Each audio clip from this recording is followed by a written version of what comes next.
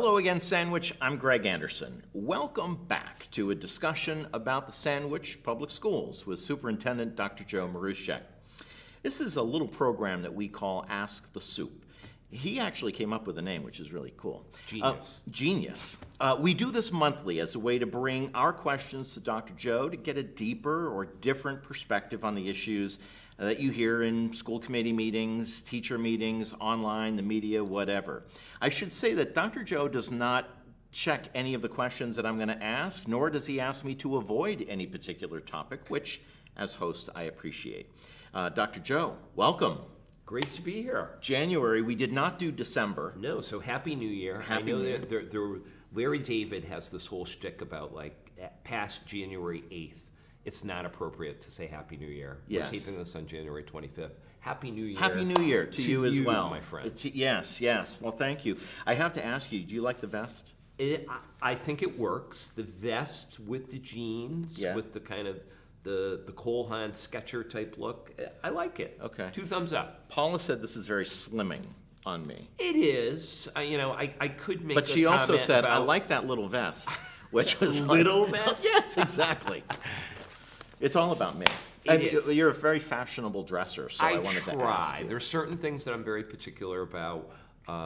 Things like homes, cars, electronics, clothes, shoes. Yeah, the essentials. Yeah. The essentials. Yeah.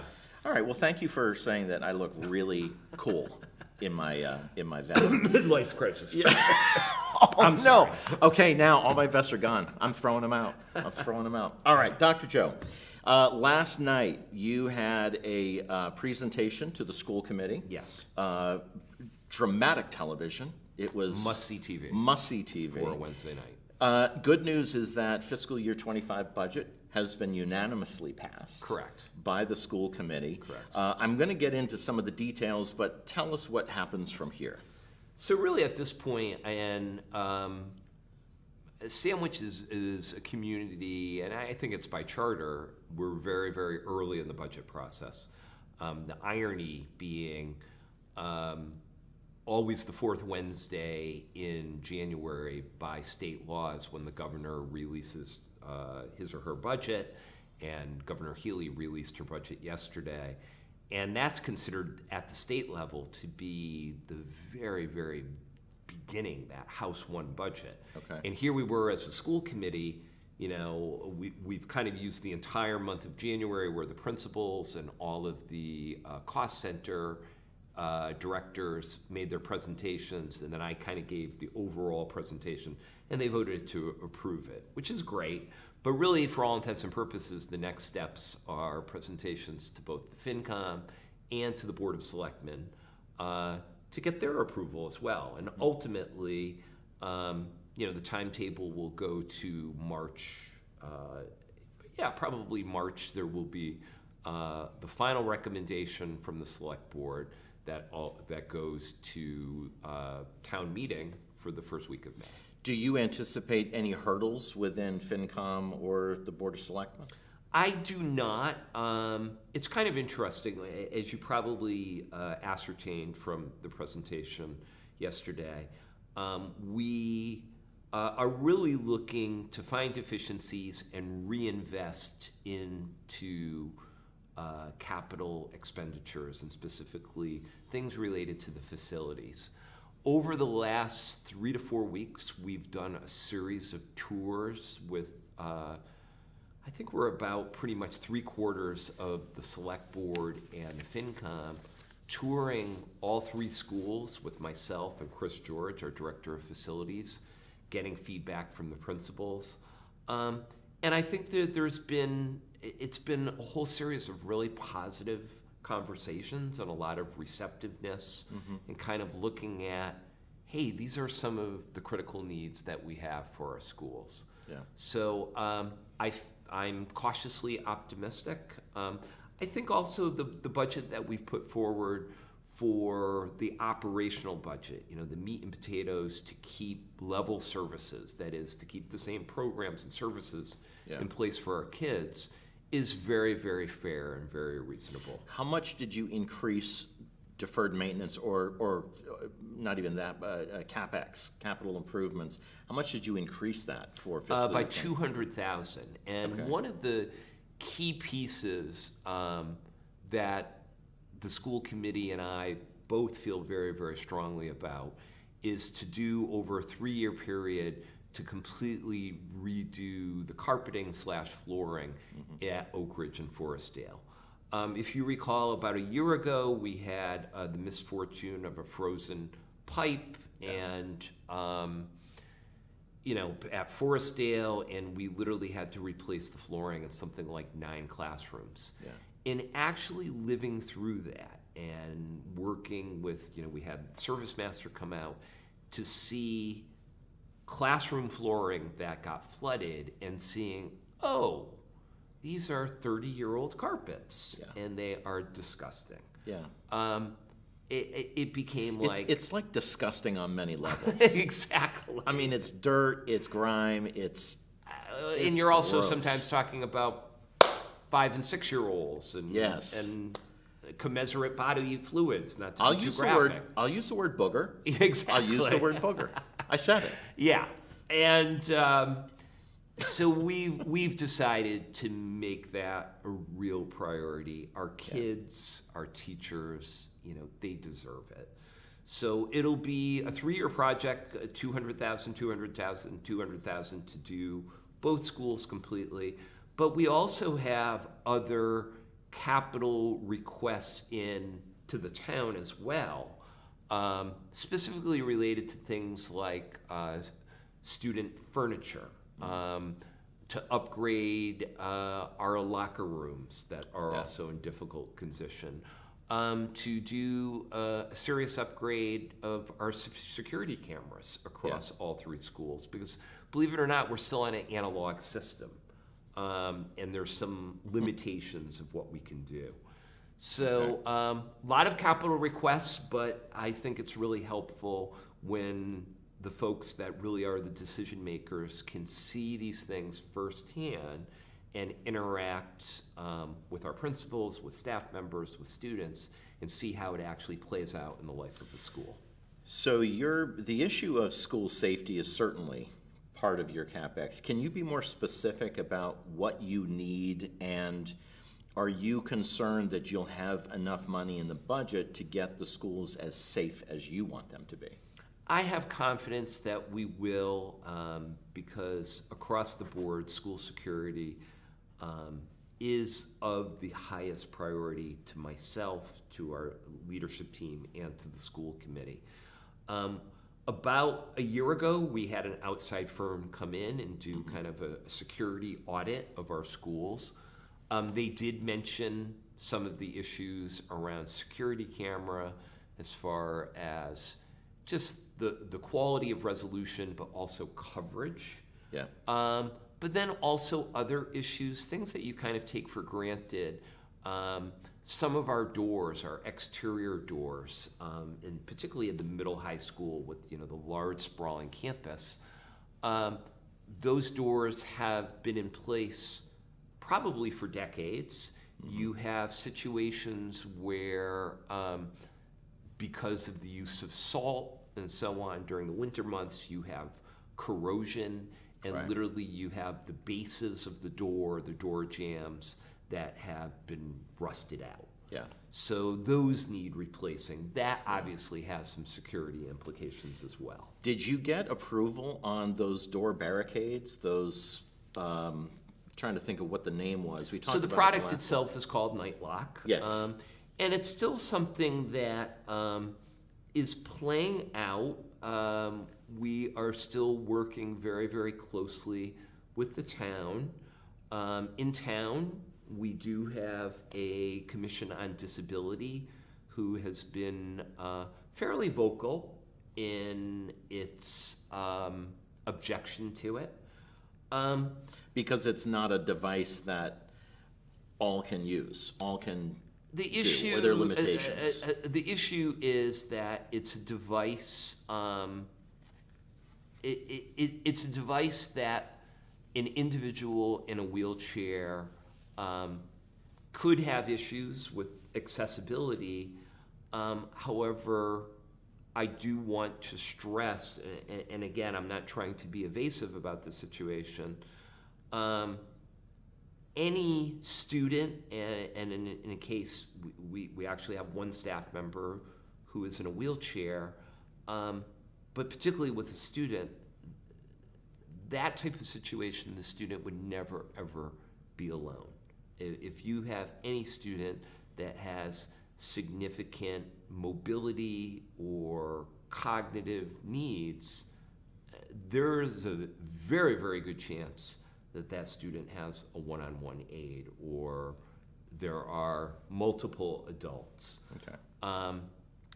So it's something that's still playing out. I feel I've had a series of meetings. I do feel very, very strongly that our school department and the town side are working through this issue very, very closely. Back on the issue of deferred maintenance, in my day job, I work as a consultant in the senior living industry, and part of my job is to go to communities, assisted living communities across the country, senior living communities, and help whatever the issue is that they may be struggling with, occupancy, whatever. Capital improvements is such an issue as it relates to buildings that are banged up and old, Sure. that need new carpeting or painting just to compete. But it can literally impact whether someone wants to do business with this community Absolutely. or not. In the discussion about CapEx in your buildings, and you definitely have a need, the comments about enrollment and am I wanting my kid to go to a school where I'm paying a lot of taxes, but the buildings are so, banged up? How much do you think the condition of your buildings and enrollment are connected? I think the enrollment piece, Greg, is, I liken it to a 1,000-piece puzzle. It's not just one thing, it's multiple things. Do folks sometimes judge a book by its cover? They do. Mm-hmm. And in doing our tours and the conversations that we've had at the school committee level, sometimes the discussion has been, hey, we are Sandwich, and we do have this thing called community pride. And I think about the places that are kind of the high volume, high traffic areas. If you're at Forestdale or at Oak Ridge, the multipurpose room, when we're having parent nights or student performances and so on, that's a snapshot into the school that everybody sees. So, part of our conversations is like, hey, in the case of Forestdale, that is the original 1990, 1991 paint, this kind of god-awful turquoise. I guess turquoise was a 90s thing. Yikes. But, we need to give that a facelift. We need to give the furniture a facelift because that's the high-profile area. The chair of our school committee, Kevin Sorrow, who's also president of Sandwich Youth Basketball, always talks about, with a great deal of pride, it's upwards of something like 33% of all of the kids between grades, I think K through 6, play basketball through SYB. That's amazing. I think about the Oak Ridge and Forestdale gyms, which on any given weekend day are packed with kids and families. So I think, giving attention to that, we shouldn't have to have situations where there are bleachers that you can't pull them out, where, the wood has gotten to the point where every so often you get kids who have splinters from the wood from the bleachers and so on. Yeah. So it's a lot of little things like that. Yeah. And I get it. I've been a superintendent for 12 years and 10 years before that, a high school principal. When times are tough, sometimes you've got to make some really, really difficult decisions. And unfortunately, I understand the concept of deferred maintenance, because if you're talking about, hey, I've got a crisis in the 3rd grade with kids struggling to read, Yeah. and I need to make a decision about a reading specialist or buying new rugs, chances are I'm going to go with the reading specialist. Yeah. And again, this is not the blame game. This isn't pointing fingers. But I think in years past, when things have been lean, difficult decisions have had to be made. But I'm sure they've been made through the lens of doing what's right for kids. So the blame game I totally get, but your predecessors, earlier school committees, people that live in the community and vote at town meeting, Sure. we're all kind of to blame for the buildings being in the condition that they are right now, correct? Not necessarily, in the sense that, the person that I can speak to the most is my immediate predecessor, Pam Gould. I can say firsthand, and honestly, I've never had an explicit conversation with Pam, but I can say firsthand, particularly in doing a lot of research when I was investigating this community, I know Pam and Chris George's predecessor, John Nelson, God bless his soul, they were doing everything in their power to get more investment into the facilities. So again, I can't speak for Richard Canfield or Mary Ellen Johnson or anything like that, but I don't think Sandwich is atypical. I think generally speaking, across the Commonwealth and across this entire nation, we've got issues with maintaining our facilities. I've told some school committee members, I frequently meet with my colleagues up and down the Cape. I consider next door Barnstable Sarah Ahern to be a good friend. Barnstable has a lot of significant concerns with regard to their facilities, and sometimes we commiserate. Yeah. Commiserate, rather.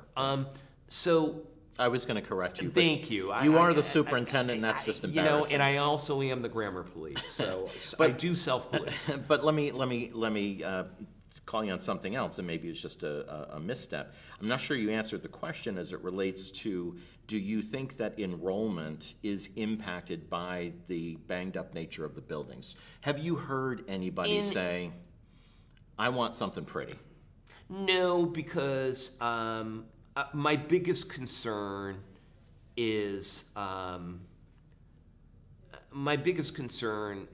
where we see the most migration is between grades 8 to 9. Forestdale is probably actually looking at an enrollment increase of between 20 and 30 students next year. So that's very much impacted by birth rate. Look, I'm not looking to take a pot shot or anything, but I would compare, if you've seen the Sturgis campus that's on Main Street in Hyannis, it's a converted old department store. Sandwich Middle High School is the Taj Mahal compared to that building. Yeah. So it's one factor. I mean, I think when push comes to shove, people make decisions based upon quality of programming, quality of relationships, the sense of belonging that their child is going to have with the school. On the topic of enrollment, right now, and just tell me if my numbers are correct, right now there are 2,156 students enrolled. That's our official October 1st enrollment, yep. Okay. That is down about 1% to 2% from the year prior. Correct. And your estimates for next year are about 30-something, 35, 34. Correct. Fewer. What do you attribute that to? Well, if you look at the migration, again, the biggest issue is what do we do to stem the tide from that 8th to 9th grade transition? Right. So if you were to look at the data over the last 4 to 5 years is you are losing anywhere between 30 to 35% of students going from 8th to 9th grade. And that could be Upper Cape Tech, it could be Sturgis, it could be John Paul II, or a private school. Right. And again, I go back to the 1,000-piece puzzle. It's a whole multitude of factors that families make their decision. Sometimes it then it becomes simply a factor of siblings, and if you had a sibling get into Sturgis or Upper Cape Tech and they've had a positive experience, then it becomes kind of a foregone conclusion. They follow, yeah. So we've got work, but you also have to realize too that some of those classes that are migrating through, if we were having this conversation, Greg, 5 or 6 years ago, a typical class going through Forestdale and Oak Ridge was well over 200 students.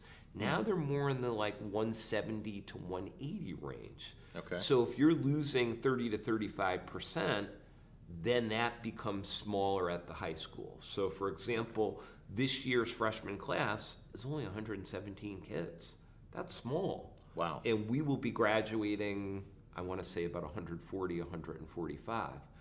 So it is about choice, but it's also about a smaller population in the town of Sandwich, or a smaller school-age population in the town of Sandwich. Are there any comparables between your enrollment numbers and other Cape towns? Oh, the one that I kind of cite that is, a place that has lost a lot of students is next door in Bourne. Bourne High School is down to about 380 students, 9 through 12. And that's a significant concern because that obviously has implications for what you can offer kids academically. Yeah. Has implications for athletics, that you'll have fewer and fewer students, so that you have to start looking at more co-op opportunities to even field a team and so on. So I think we're very fortunate. We're blessed here in Sandwich. We are still offering a top-notch program to our kids. Again, on our website is the budget book. I try to have the data, but I also try to tell a story. If you look at a lot of the data, things very objective, like MCAS data, like how our kids do on AP tests, our best and brightest, we're considered to be an AP silver medal honor roll school by the College Board. Yeah. For the second year in a row, I put out the data with regard to the Massachusetts Department of Elementary and Secondary Education tracks college completion and earnings of graduates since the class of 2010. Oh, interesting. If you stack up Sandwich versus all of our neighboring and all the Cape communities, it's not even close. I think this year I cited the class of 11 and the class of 16. On average, and again, it's a little big brother that they can cull this data, but on average, our kids who have stayed in state that are gainfully employed are earning upwards of $5,000 to $6,000 more per year than the number 2 community. So our kids do very well. That's a great I think number. we have a very competitive program. I think it's just consistently connecting with kids, connecting with the families, but also pushing out the news about the good things that are happening. Speaking of salaries, in your new budget, overall salaries are increasing. But there's a decrease of about 200,000, just north of 200,000 in special ed. What do you attribute those cuts to? What's being cut? Sure. Well, first off, the special ed piece, the biggest savings is there's always a 1-year delay in reimbursement from the state. It's known as circuit breaker funding. Okay. So we had a big bump last year in the number of kids that were out of district placements. So we have that money that we're getting a year after the fact. So I think it was something the magnitude of about $186,000 we can charge to circuit breaker rather than the operational budget. So that was a considerable savings. I think also with regard to, there's still a lot of X factors with respect to the overall salary lines for the simple reason 4 out of the 5 of our collective bargaining units were just entering negotiations. Okay. So it's a little bit looking at the market, looking at what a fair and reasonable cost of living adjustment is, looking at what are your obligations as far as step increases and what are known as lane increases based upon attainment of advanced degrees. But again, the point that I made last night is there's a certain degree of budget right-sizing going on. I've been very clear and explicit based upon looking at enrollment, reducing positions commensurate with enrollment. And in some places where you kind of look at the class sizes and you say, okay, is that a reasonable class size? Can we have it,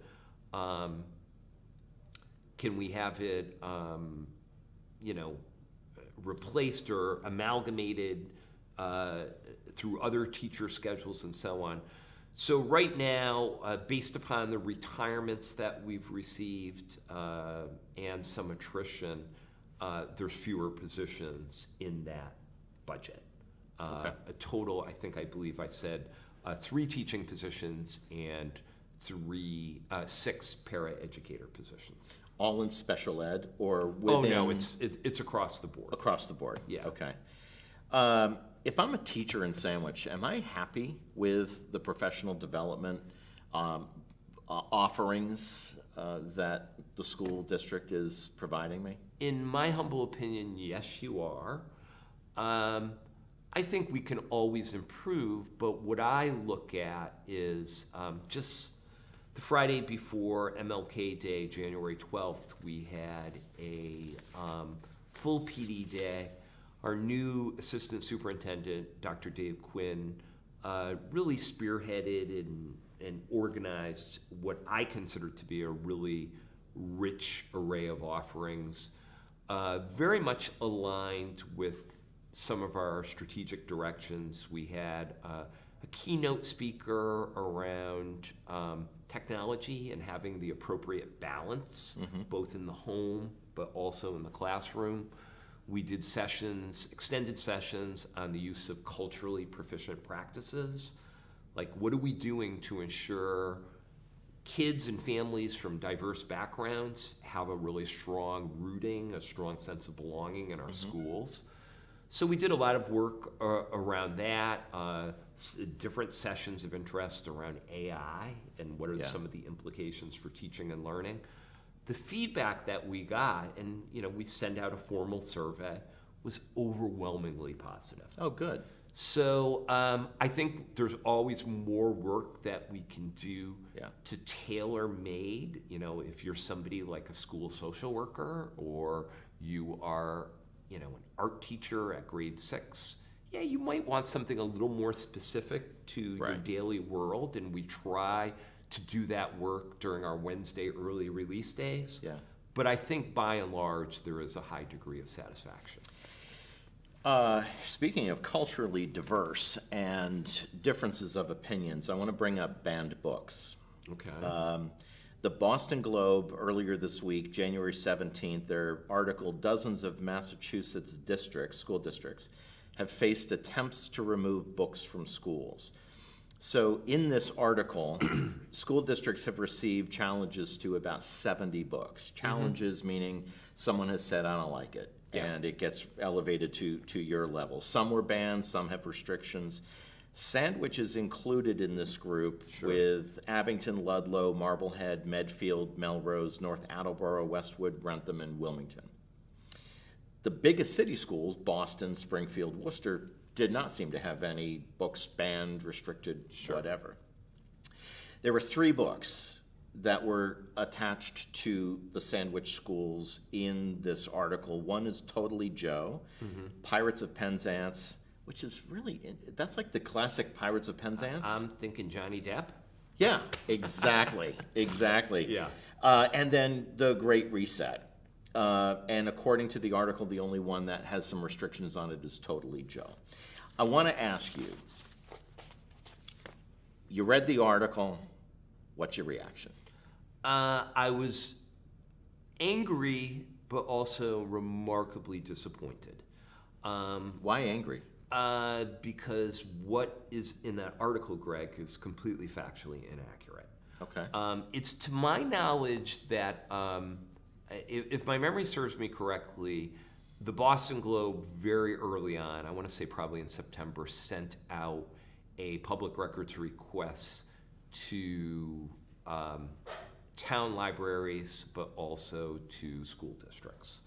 I can speak to what I responded for the Sandwich Public Schools. I basically said we don't have restrictions. I can speak to that one book, Totally Joe. It is part of a 6th grade classroom library.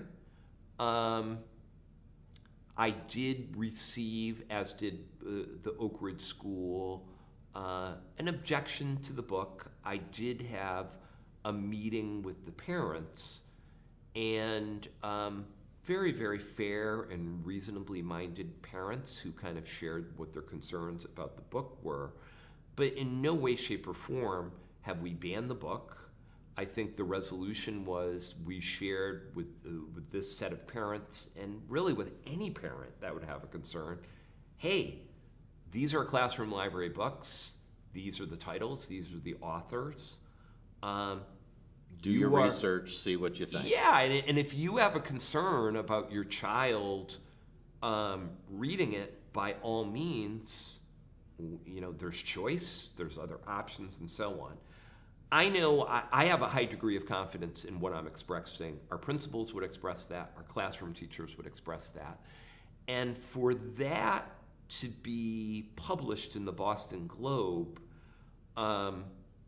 without any follow-up or any confirmation, that I never reported to the Globe, hey, there's an issue with the book Totally Joe or anything like that. Because the Globe is saying that you put a restriction on it, meaning parents need to, there's an approval process for parents, for their children to be seeing that book. And that's categorically false. Okay, so then the other 2 books, Pirates of Penzance and The Great Reset, where does that come? That's completely news to me. So probably somewhere between September, when you got that survey, and the 17th, when the article came out, somebody called the Globe and said, hey, there's more to talk about with Sandwich. Yeah, and those other 2 books, and realize the issue over Totally Joe was very early on in the school year. And again, I had the opportunity to meet with the parents, to have a discussion with them. I've had follow-up discussions with Trish Hill, the principal, and so on. And I think our school district has a very reasonable approach when there's concerns. And, and again, I respect parents' rights. I respect, when there's a concern over content that may or may not be age or developmentally appropriate. Mm-hmm. That particular book in question, Totally Joe, was part of a classroom library set for the 6th grade through this new literacy series. It's written at an appropriate grade level, level. In my opinion, there isn't anything in it that would be considered to be objectionable. I think the parents' concern, I heard them out. I understand what their concerns were and kind of the larger gestalt as well. But as far as us changing our policy or getting into a situation where we're banning books and so on, I just think what appeared in the Globe was an incredible mischaracterization. So there are no books, to your knowledge, that have been banned? None. Are there any books that have any restrictions around them? None. What is the process if I'm a parent and I need to raise an objection? How do I do that? Do I go to the teacher? Yeah, I think you would follow the typical chain of command and express your concerns first to the classroom teacher. Yeah. Meet with them, have a conversation, bring it to the attention of the principal, and then if there still isn't resolution, please come to me and let's have a conversation about it. But your message is also that parents have a responsibility to look at that book list, and they can find that where? On our website. On your website, so they can go through and do the research and see, okay, my kids are probably going to be exposed to Totally Joe. What's that book about? They can do the research and then flag anything that they may find objectionable in that course of Absolutely, and realize too, there's the element of works that are done with all kids, but then there's also going to be the element of having a really rich classroom library where kids can pick books based upon their reading level, based upon their interests, and so on. Yeah. And we've invested a significant amount in a brand new literacy program known as ARC, American Reading Company, that one of the things that's really attractive about it is it gives a whole rich set of texts for kids to choose from. But with gender inclusion and LGBTQ, all of this, what a conservative in our community might say is a little on the "don't push that on my kid" notion. Banning a book is probably the easiest way to say, I don't want my kids reading about gay kids. I don't want them reading about. Do the books become the lightning shot that gets your attention? They could, but I think you also have to be realistic about, yes, I can understand. I can understand the notion of please don't push an agenda on my kid.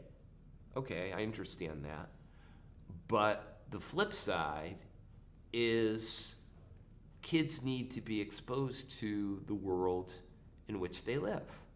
Okay, and this particular book, Totally Joe, while we're on it, great name, by the way. I do think that's an interesting name. The lead character is a middle school boy, and he is gay. But him being gay, and actually when this did come about, I got a copy of the book. I actually read Totally Joe, and it's kind of an interesting, entertaining book. But kind of him being gay and his identity really isn't the crux of the book. It's about a slice of life of a middle school student. And it's kind of like written in the form A through Z of 26 different lessons, and it's kind of a diary and so on. And I think you can make the compelling case that students need to be exposed to people and situations of the world that we live in. There are students at Oak Ridge who are 5th and 6th graders who are gay, who may be struggling with their identity and so on, the joy that is puberty and prepubescent and all that stuff. We have students that come from households where they have gay parents, or they come from different cultures and different backgrounds. I think it's incumbent upon us as educators to expose the kids to the world that they live in. It doesn't mean we have an agenda. It doesn't mean we're trying to indoctrinate. And there is sometimes a judgment call. There is sometimes a balance. I don't want to see something that, again, from an age or maturity level is not appropriate for kids. Right. So I do try to have this moderate approach, and I think overwhelmingly our educators have that alignment as well. Did you get any backlash from parents on the Boston Globe article? I haven't heard from a single one. Not a single one. Do people read the Globe anymore? I think, unfortunately, Greg, Or any newspaper? It's a sad snapshot of America, of society, when people, so many people report that they're getting their news from Facebook. It is a little bit horrifying. Yeah. I do read the Boston Globe every day. I was alerted to that article from an educator. A teacher pointed it out to me, but I haven't heard from a single parent. Yeah, okay. Dr. Joe, thank you so much. My pleasure. Happy Thank New you, as Year. always. Happy New Year. Midway through the school year. It is. Today's day 91, and in 9 days, day 100, High Holy Day of first graders. Oh, wow. It is always a remarkable celebration, day 100 at Forestdale, because, again, they're counting, they're doing math. So there's always this incredible celebration of 100 whatever. Some classrooms, the kids have to dress up as if they're 100 years old. Oh, wow. Yeah, a lot of nice math projects and stuff. Well, if any of the parents are looking for an idea as to how to dress like a 100-year-old, he's right there. A very sharp 100-year-old, okay? Speaking of my vest, I have not exhaled since I started this program. It's kind of more of a corset than a vest, isn't it? Oh, man, alive. What is going on here? Dr. Joe, thank you so much. Thank you, I appreciate as you coming in. And Sandwich, I will see you soon. Thank you so much for joining us. AskOurSuperintendent@gmail.com is the email. Send your questions to me. I'll bring them right here. I'll see you soon.